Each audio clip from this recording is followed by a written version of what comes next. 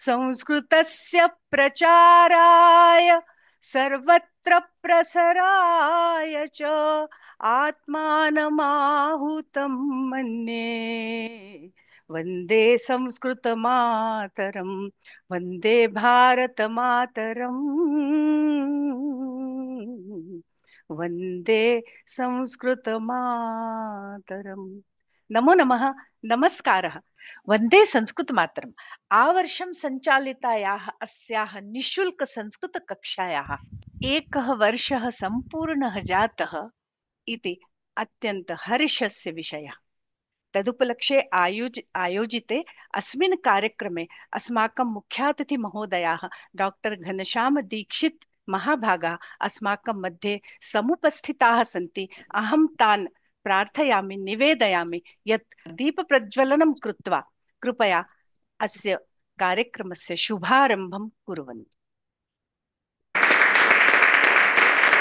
इदानीमहम् अश्विन महोदयं निवेदयामि यत् सः घनपाठं कुर्यादिति।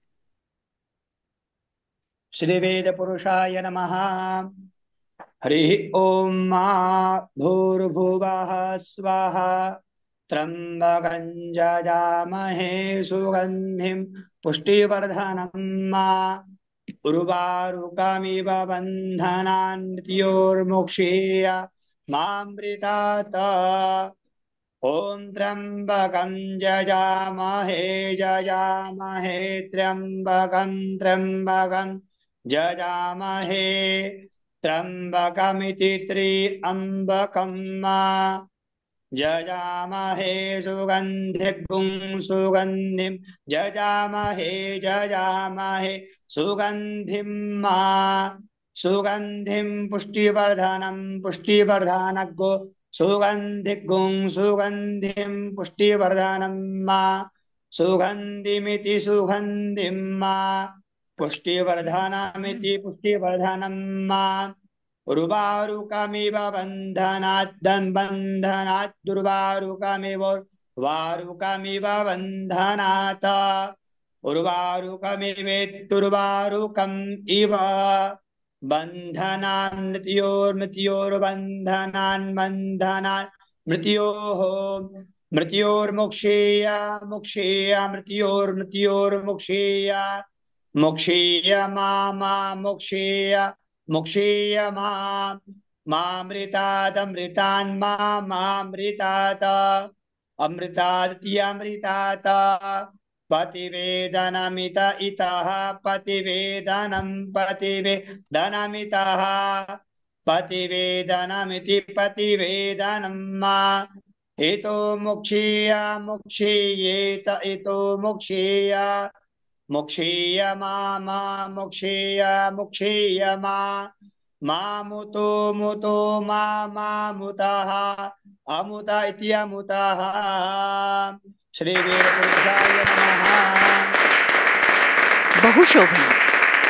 अस्माकं परिसरः मन्त्रैः पूतः जातोऽस्ति। इदानीं यस्याः कृपया अज्ञानान्धकारस्य नाशः भवति, विज्ञानकमलस्य च विकासः भवति, तस्याः एव देव्याः सरस्वत्याः पूजनार्थं तथैव तस्याः देव्याः वन्दनार्थम् इदानीम् अहम् आमन्त्रयामि भावना मोण्ढे भगिनीं। सा कृपया आगच्छतु, सरस्वती वन्दनां च गायतु।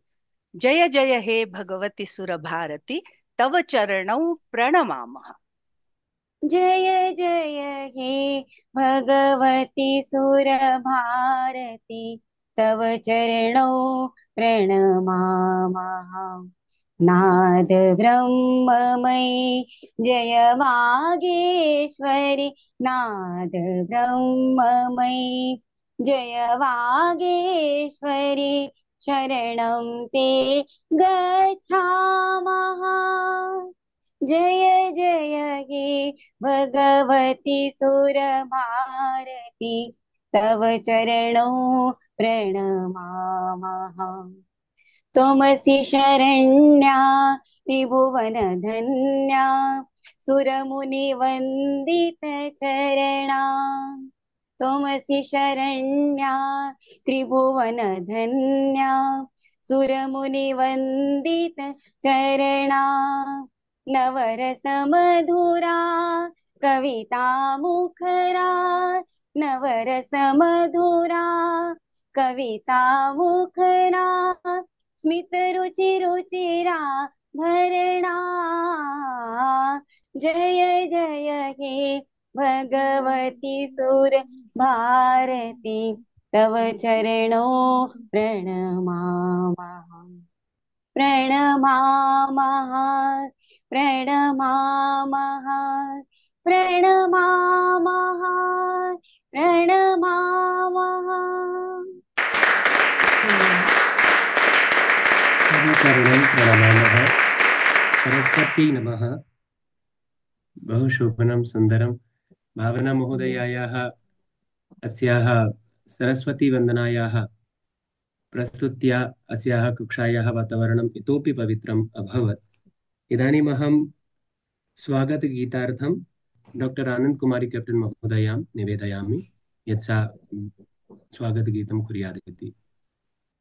प्रणतिभावैर्व्याहरामि स्वागतं शुभवन्दनं प्रणतिभावैर्व्याहरामि स्वागतं शुभवन्दनं शब्दपुष्पैराचयामः शब्दपुष्पैराचयामः श्रीमतामभिनन्दनं प्रणतिभावैर्व्याहरामि स्वागतं शुभवन्दनम् अतिथिदेवा वयं हृदयं सभाजनपात्रं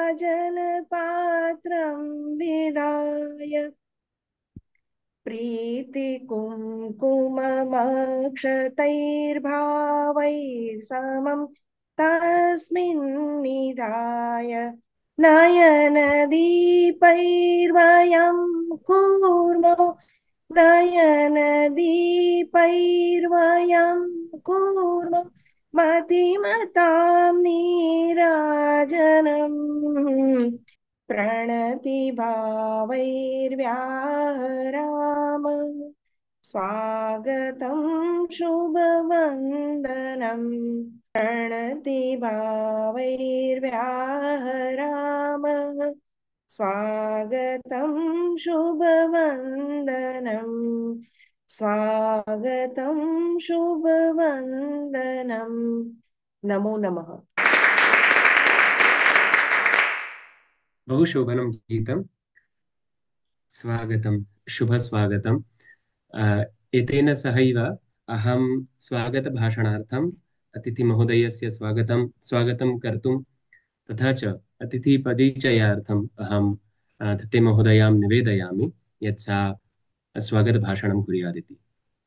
कामयेन सम्पदं भोगसाधनं सुखं किञ्चिदन्यदाद्रिये विना न संस्कृतोन्नतिं गौरवास्पदं पदं नेतुमद्य संस्कृतं बद्धकटिरयं जनो निधाय जीवनं पणं संस्कृतस्य सेवनं संस्कृताय जीवनं लोकहित समृद्धये भवतु तनु समर्पणं संस्कृतस्य सेवनम्। एतादृशीं भावनाम् आश्रित्य ये संस्कृत कार्यार्थं संस्कृतस्य प्रचारार्थं प्रसारार्थं समर्पिताः संस्कृत विद्वांसः सन्ति तेषाम् अन्यतमः एव अस्माकम् अद्यतनीयः मुख्यातिथि महोदयाः डॉक्टर घनश्याम दीक्षित महाभागाः। भावसुमनैः तु आनन्दकुमारी महोदया तेषां स्वागतं तु कृतवती एव।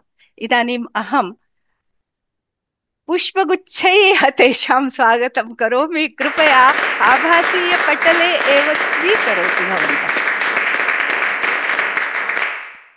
मया स्वीकृतम्। धन्यवादः। इदानीं समयोऽस्ति अतिथिपरिचयस्य। वयं महत् सौभाग्यशालिनः यत् दीक्षित महाभागसदृशाः विद्वांसः अस्मान् अतिथिरूपेण मुख्यातिथिरूपेण अद्य प्राप्ताः। अहं तेषां संक्षिप्तपरिचयम् एव पठामि, यतोहि यदि पूर्णपरिचयं दातुमिच्छामि तर्हि बहु समयः गमिष्यति।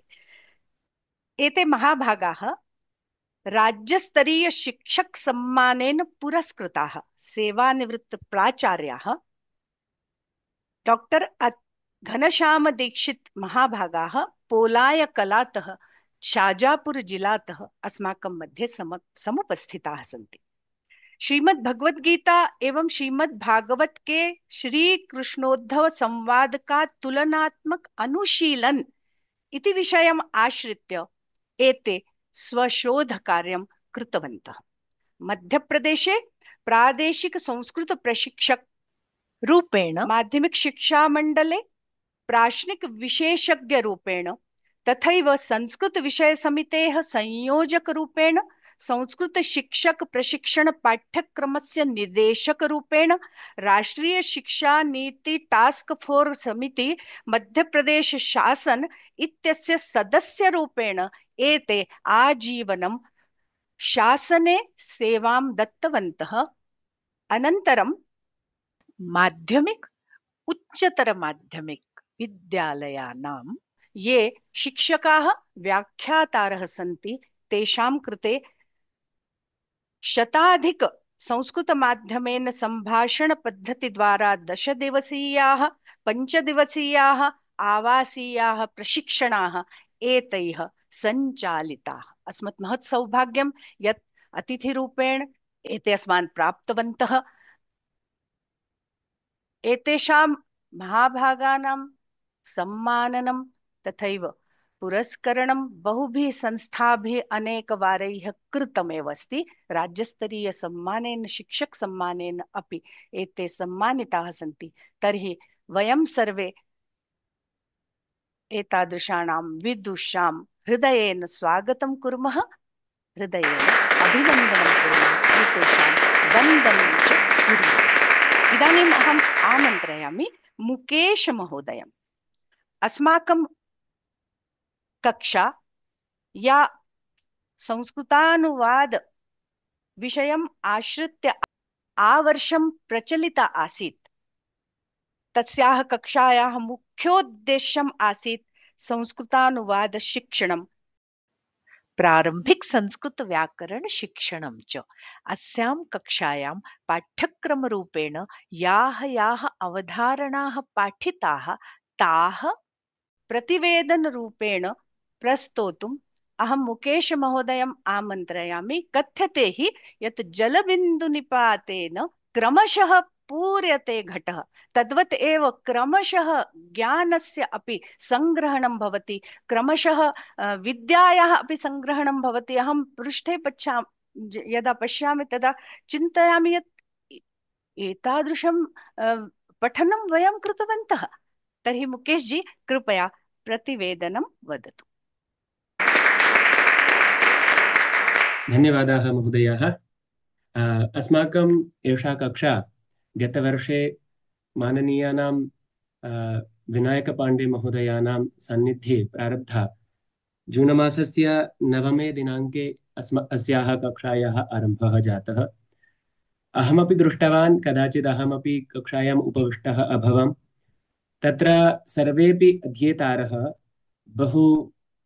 बहु लग्न रीत्या सर्वे अध्येतारः संस्कृतं पठितवन्तः। अस्माकं महोदया सर्वान् अध्येत्रीन् बहु समीचीनतया पाठितवती। सर्वेपि इदानीं प्रशंसां कुर्वन्ति इति अहं श्रुतवान्, दृष्टवान् च। इदानीम् अहं प्रतिवेदनरूपेण अस्माकम् अतिथिमहोदयानां पुरतः वक्तुमिच्छामि यत् अस्याः कक्षायाः उपलब्धिः का इति। अस्माकम् एषा कक्षा आरम्भतः लघु नियमान् स्वीकृतवती। वर्णमालातः वयम् आरम्भं कृतवन्तः। आरम्भे वयं वर्णमालां पठितवन्तः। तदनन्तरं साधारणरूपेण यद्वयं पठामः, यथा शब्दरूपाणि, धातुरूपाणि, न केवलं शब्दरूपाणि, धातुरूपाणि, अपि तु तेषां सम्यक् रीत्या स्मरणं, तदनन्तरम् अस्माकं विभक्तयः भवन्ति, तेषां विभक्तीनां सर्वासां विभक्तीनाम् अध्ययनं, तत्परम् अस्माकम् उपपदविभक्तयः याः भवन्ति तासां सर्वासामपि अध्ययनम् अस्यां कक्षायां सर्वैः कृतं। तत्परं सर्वेपि छात्राः न केवलम् अत्र आगत्य कक्षायाम् आगत्य अभ्यासं कुर्वन्तः भवन्ति, अपि तु ते नियमान् अपि जानन्ति, तेषां सम्यक् रूप्या पारायणं कुर्वन्ति, तथा च यानि वाक्यानि रचयन्ति तानि वाक्यानि अत्यन्तं शुद्धानि, अत्यन्तम् उत्कृष्टानि च भवन्ति। आनन्दम् अपि जनयन्ति तानि वाक्यानि। तथा च अग्रे वयं क्लिष्टनियमानामपि अध्ययनं कृतवन्तः, यथा अस्माकं कपिलद्वैवेदी महोदयानां यत् पुस्तकं वर्तते प्रारम्भिकरचनानुवादकौमुदी इति, तस्मिन् पुस्तके महोदयाः बहु किमपि लिखितवन्तः, बहु किमपि अस्मत्कृते दत्तवन्तः। तस्यैव अध्ययनम् अस्माभिः अत्र कृतं। न केवलं तत्र दत्तानां नियमानाम्, अपि तु इतोपि वयं योजितवन्तः, महोदया योजितवती इति, तथा च सर्वेषाम् अध्ययनं कारितवती। अस्माकं यानि हलन्त शब्दरूपाणि भवन्ति तेषां वाक्येषु प्रयोगः किञ्चित् कठिनं दृश्यते, परन्तु तस्य अध्ययनं यदा अत्र कक्षायां कृतं, तत्परं छात्राः नाम ये केपि संस्कृताध्येतारः आसन्, आम्, ते सर्वेपि समीचीनतया तेषां प्रयोगं कृतवन्तः, तथा च तेषां माध्यमेन वाक्यानि रचितवन्तः। अस्माकं सरलरूपेण तु किं भवति, वयं परस्मैपदी धातूनां प्रयोगं कुर्मः, परस्मैपदी धातवः अस्माभिः प्रयुज्यन्ते, परन्तु आत्मनेपदी धातूनां प्रयोगः अपि अस्माकं कक्षायां कृतं। तथा च न केवलं प्रयोगः, वाक्यानि पुनः कथयामि, वाक्यानि बहु समीचीनानि रचितानि। तत्परं सर्वेपि अध्येतारः बहु समीचीनतया तत्सर्वस्य प्रस्तुतीकरणं कृतवन्तः। अनन्तरम् अहम् इतोपि निवेदयामि यत् आवर्षम् एषा प्रचाल्यमाना या कक्षा आसीत्, इदं कार्यं सरलं न भवति, यतोहि बहूनि व्यवधानानि आयान्ति, परन्तु सर्वेपि संलग्नतया नियमितरूपेण आगतवन्तः। अहं महोदयानां पुरतः इतोपि वक्तुम् इच्छामि यत् शिक्षकस्तु भवति पाठनार्थं, परन्तु पुरतः यदि छात्राः विद्यन्ते चेत् शिक्षकः पाठयितुं शक्नोति। तथा च इतोपि यत् इच्छुकाः छात्राः, इत्युक्ते जिज्ञासवः छात्राः यदि पुरतः विद्यन्ते, तथा तु शिक्षकस्य आनन्दस्य पारः एव न भवति। सत्यमेव। तत् दृष्टम् अस्माभिः सर्वैः अस्यां कक्षायां। कदाचित् अहमपि शिक्षकत्वेन इत्युक्ते प्रशिक्षकत्वेन अहम् अत्र अस्मि, परन्तु अहं छात्रत्वेन अपि आसम्। अहं कक्षायां, महोदयानां कक्षायाम् अत्र छात्रत्वेन पठितवान्। तत्र सर्वेपि छात्राः, सर्वेपि अध्येतारः बहु जिज्ञासारीत्या पठितवन्तः। तदेव अस्माकम् अस्याः कक्षायाः साफल्यं वर्तते।